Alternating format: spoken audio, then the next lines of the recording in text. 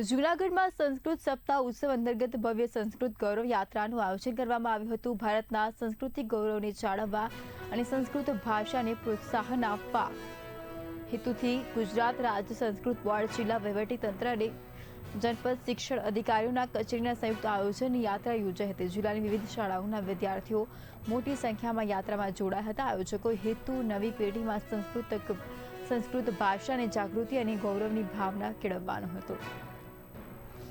પૂરે દેશમાં વિશ્વ સંસ્કૃત દિવસ એટલે શ્રાવણ પૂર્ણિમા દિવસ વિશ્વ સંસ્કૃત દિવસ તરીકે ઘોષિત છે અને શ્રાવણ પૂર્ણિમાથી 3 દિવસ પહેલાં અને 3 દિવસ પછી એટલે એક અઠવાડિયું સંસ્કૃત અઠવાડિયું થાય છે।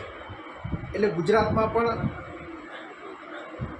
વિશેષ પ્રકાર આપણી યોજના થઈ છે અને વ્યાપક પ્રકારથી એટલે રાજ્યવ્યાપી યોજના થઈ છે। એટલે ગુજરાતની દરેક શાળાઓમાં, મહાવિદ્યાલયોમાં, વિશ્વવિદ્યાલયોમાં દરેક જગ્યાએ સંસ્કૃત સપ્તાહની ઉજવણી થાય।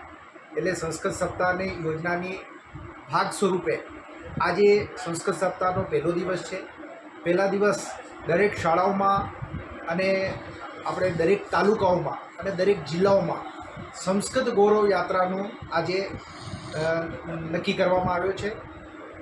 આજે પૂરા ગુજરાતમાં સંસ્કૃતમય વાતાવરણ બનશે અને સંસ્કૃત ભાષાના સંરક્ષણ સંવર્ધન માટે લોકોનો પ્રત્યે એક જનજાગૃતિ થશે। એટલે ગુજરાત સરકારનો આ પ્રયત્ન છે કે ફરીથી સંસ્કૃત ભાષાનો